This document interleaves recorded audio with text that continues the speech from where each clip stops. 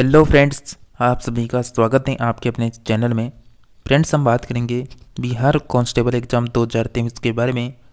Friends, जैसा कि हम आपको लगभग 2 से 3 महीने से कंटिन्यू प्रैक्टिस सेट करवा रहे हैं और आप लगातार आपके एग्ज़ाम तक हमारे साथ जुड़े रहिए। आपको डेली प्रैक्टिस सेट यहाँ पर देखने को मिलेंगे और आज का प्रैक्टिस सेट है 144वें नंबर का। तो आप कंटिन्यू प्रैक्टिस सेट को करते रहें और अपना जो तैयारी है उसको चेक करते रहें कि आप कितने प्रश्नों को कर पा रहे हैं। इसी के साथ फ्रेंड्स, हम बिना किसी देरी के आगे बढ़ेंगे। लेकिन फ्रेंड्स, उससे पहले आप सभी से रिक्वेस्ट है, अगर आप बिहार एसएससी की तैयारी करें, बिहार दरोगा की तैयारी करें, बिहार कांस्टेबल की तैयारी करें या बिहार के अदर किसी भी एग्ज़ाम की तैयारी करें जिसमें जीके, जीएस और करंट अफेयर्स आता है, तो चैनल को सब्सक्राइब कर लें, क्योंकि यहाँ पर लगातार आपको जीके, जीएस और करंट अफेयर्स की क्लासेस देखने को मिलेगी। तो इसी के साथ हम बिना किसी देरी के फर्स्ट पर्सन से बात करते हैं। आप सभी का फर्स्ट पर्सन है, जल संवर्धन विधियों से पादप उगाने की प्रणाली को कहते हैं जलानुवर्तन, जलविधि, जल संवर्धन, जलोदविधि। तो जल संवर्धन विधियों से पादप उगाने की प्रक्रिया को क्या कहते हैं? आपका करेक्ट आंसर हो जाएगा सी ऑप्शन, जल संवर्धन करेक्ट आंसर होगा। नेक्स्ट है, परिणामी मित्र का प्रयोग किया जाता है एसी वोल्टता के बढ़ाने के लिए, डीसी वोल्टता बढ़ाने के लिए, विद्युत ऊर्जा को ताप ऊर्जा में परिवर्तित करने के लिए, एसी ऊर्जा को डीसी ऊर्जा में परिवर्तित करने के लिए। तो क्या आंसर आएगा आप सभी का? परिणामी मित्र का प्रयोग किया जाता है, ट्रांसफार्मर का प्रयोग किया जाता है, बिल्कुल करेक्ट आंसर हो जाएगा एसी वोल्टता को बढ़ाने के लिए। नेक्स्ट पर्सन है, साबुनीकरण एक प्रक्रिया है जिसके द्वारा साबुन बनाया जाता है, प्लास्टिक बनाया जाता है, सल्फर का निष्कर्षण किया जाता है, प्रोटीन की पहचान की जाती है। साबुनीकरण एक प्रक्रिया है जिसके द्वारा बिल्कुल साबुन बनाया जाता है, option number A correct answer हो जाएगा। नेक्स्ट पर्सन है, यानी अभिक्रिया उष्मा निर्भर नहीं करती है, यानी जो अभिक्रिया है वो उष्मा निर्भर नहीं करती। अभिक्रिया के ताप पर उस पथ पर जिसमें अंतिम उत्पाद प्राप्त किया जाता है, अभिकारकों और उत्पादकों की भौतिक स्थिति पर, चाहे अभिक्रिया स्थिर दाब पर की गई है या फिर स्थिर आयतन पर। तो अभिक्रिया उष्मा निर्भर नहीं करती है। क्या आंसर आएगा आप सभी का? करेक्ट आंसर हो जाएगा बी ऑप्शन, उस पथ पर जिसमें अंतिम उत्पाद प्राप्त किया जाता है। नेक्स्ट पर्सन है, पेयजल में एंट अमीबा हिस्टोलिटिका का होना एक संकेत है बैक्टीरियाई प्रादुर्भाव का, प्रदूषित जल का, स्वच्छ जल का, कार्बनिक द्रव्य के क्षय का। फ्रेंड्स, आज की जो प्रश्नोत्तरी है साइंस में, ये बिल्कुल लेवल के प्रश्न है, तो इन प्रश्नों को आप ध्यान से देखें। कितने को सही कर पाते हैं ईमानदार से आप कमेंट में ज़रूर लिखना है आप सभी को। तो पेयजल में एंट अमीबा हिस्टोलिका का जो होना है वो एक संकेत है बैक्टीरियाई प्रादुर्भाव का, option number A correct answer है। नेक्स्ट है, पीड़कनाशी के रूप में डीडीटी के प्रयोग की हानि है कुछ समय के बाद अप्रभावी हो जाना, प्रकृति में सरलता से निम्नीकरण नहीं होता, दूसरों से कम प्रभावी, इसकी अधिक लागत। तो पीड़कनाशी के रूप में डीडीटी के प्रयोग की हानि है, सही आंसर होगा बी ऑप्शन, प्रकृति में सरलता से निम्नीकरण नहीं होता।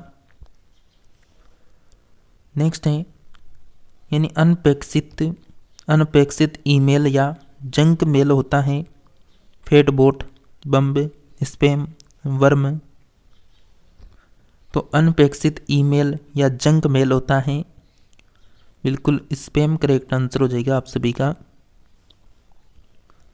निम्न में से कौन सा प्राकृतिक बहुलक है? बेंकेलाइट, सेल्यूलोस, पीवीसी, नाइलॉन। तो कौन प्राकृतिक बहुलक होगा बताइए। सही आंसर हो जाएगा cellulose, option number B correct answer होगा। नेक्स्ट है ताप उत्क्रमण होता है धनात्मक ह्रास पर, ऋणात्मक यानी ऋणात्मक ह्रास पर, तटस्थ अवस्था, इनमें से कोई नहीं। तो ताप उत्क्रमण होता है, सही आंसर होगा बी ऑप्शन ऋणात्मक ह्रास करेक्ट आंसर है। नेक्स्ट है माई इनफॉरगेटेबल मेमोरीज किसकी आत्मकथा है। मायावती, प्रतिभा पाटिल, ममता बनर्जी या फिर सहू कई।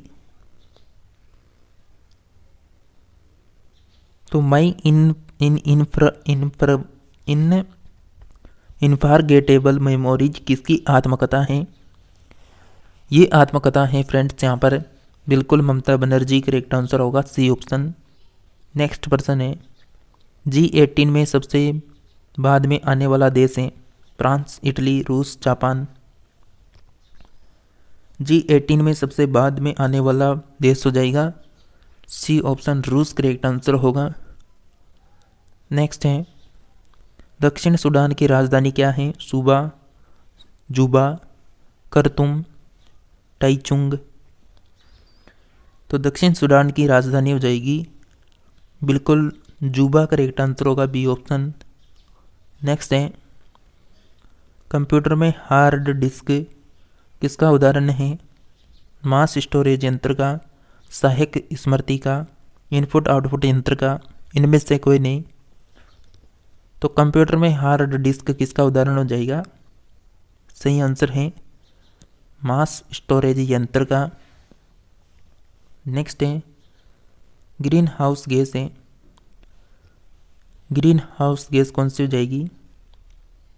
करेक्ट आंसर हो जाएगा आप सभी का ऑप्शन नंबर बिल्कुल ए CO2, CH4, NO एवं CFC करेक्ट आंसर होगा।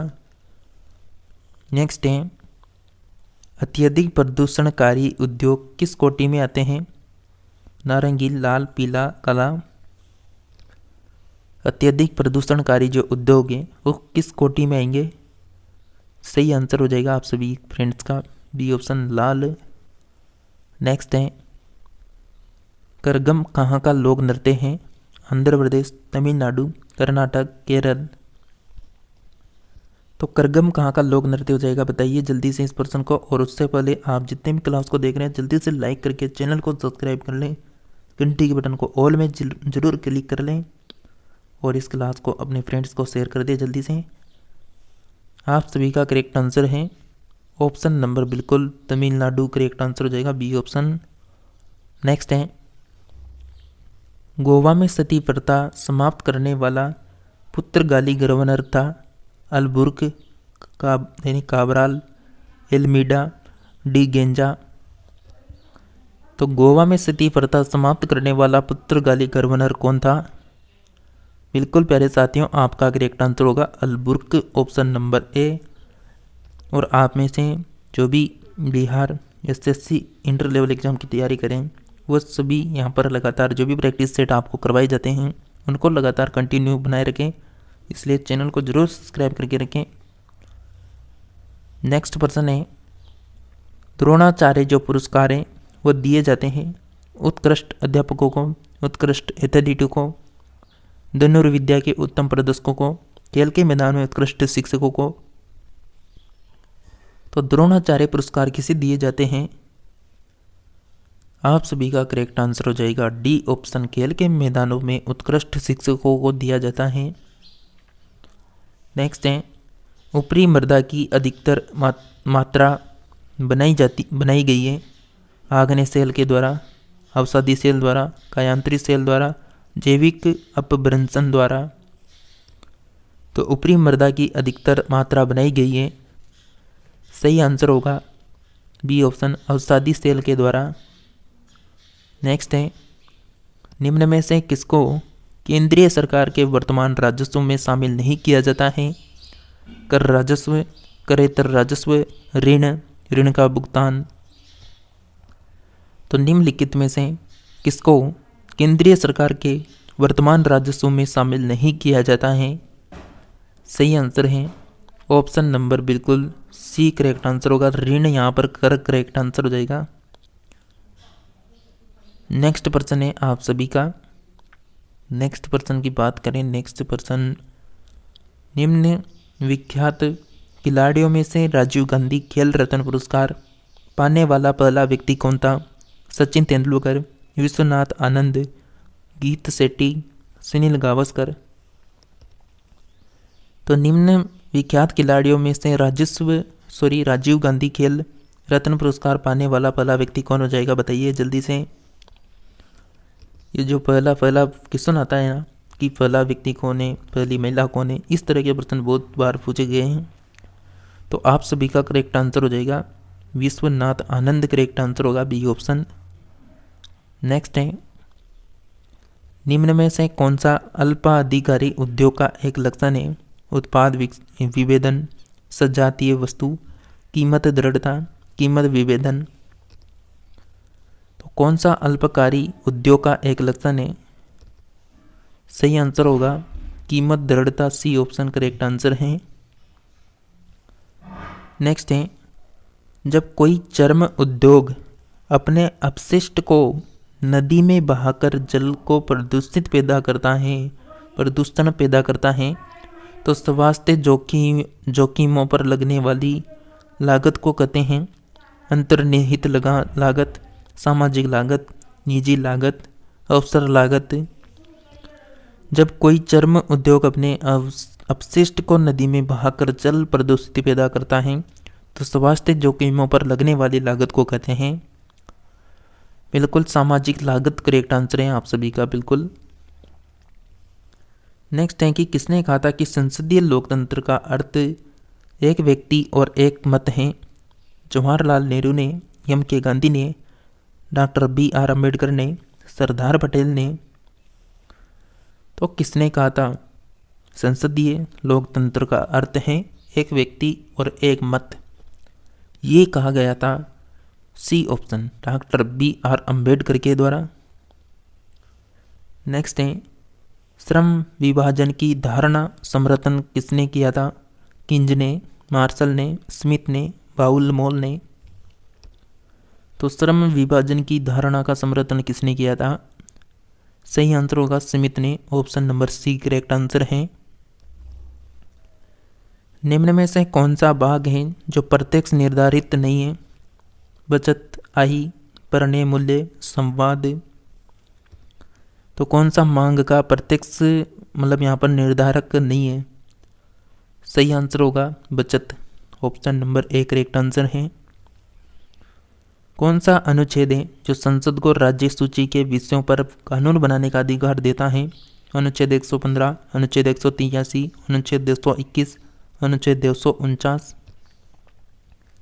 तो कौन सा आर्टिकल होगा जो संसद को राज्य सूची के विषयों पर आधारित कानून बनाने का अधिकार देगा? सही आंसर होगा अनुच्छेद 249 करेक्ट आंसर है। नेक्स्ट है कि संविधान का कौन सा भाग है जो नागरिकता के प्रावधानों से संबंधित है? भाग सेकंड, भाग थर्ड, भाग 4, भाग 5। तो संविधान का कौन सा भाग होगा जो नागरिकता के प्रावधानों से संबंधित है? सही आंसर हो जाएगा भाग सेकंड करेक्ट आंसर होगा यहाँ पर। नेक्स्ट प्रश्न है लोकतंत्रीय विकेंद्रीकरण का आशय है संघीय सरकार, संसदीय सरकार, लोकतंत्रीय सरकार, स्थानीय सरकार। तो लोकतंत्रीय विकेंद्रीकरण का आशय हो जाएगा स्थानीय सरकार। करेक्ट आंसर होगा डी ऑप्शन। नेक्स्ट बात करें निम्न में से कौन सा हड़प्पा व्यापार का केंद्र था? कालीबंगा, लोथल, सुरकोटदा, रोपड़। तो कौन सा हड़प्पा व्यापार का केंद्र था? यहाँ पर चार आपके सामने सभ्यता दे रखी है। करेक्ट आंसर हो जाएगा लोथल जो गुजरात में स्थित है। बी ऑप्शन करेक्ट आंसर हो जाएगा। तो फ्रेंड्स आज की क्लास यहीं पर समाप्त होती है। जैसा कि हम आपको ऑलरेडी अब तक 144 प्रैक्टिस सेट करवा चुके हैं, तो आप इस क्लास को कंटिन्यू बनाए रखें और जीके जीएस और करंट अफेयर्स की यानी क्लासें अटेंड करने के लिए आप चैनल को सब्सक्राइब कर लें। और साथ ही हमारा जो सेकंड चैनल है जिसका लिंक डिस्क्रिप्शन में मिल जाएगा, जिसमें आपको जितनी भी इंडिया में जॉब से रिलेटेड वैकेंसी आती हैं उनकी जानकारी वहाँ पर मिलेगी। किस वैकेंसी का रिजल्ट आ रहा है, किस वैकेंसी कोई वैकेंसी नहीं आई है तो उसकी जानकारी वहीं पर मिलेगी। किस वैकेंसी आई है उसका रिजल्ट कैसे चेक करें, किसे फॉर्म भरें, वो सभी जानकारी उस चैनल में मिलेगी आपको। तो उसका लिंक डिस्क्रिप्शन में है, उसको जाकर ज्वाइन करें। इसी के साथ मिलते हैं नेक्स्ट और न्यू क्लास में, तब तक क्लासों को अटेंड करें।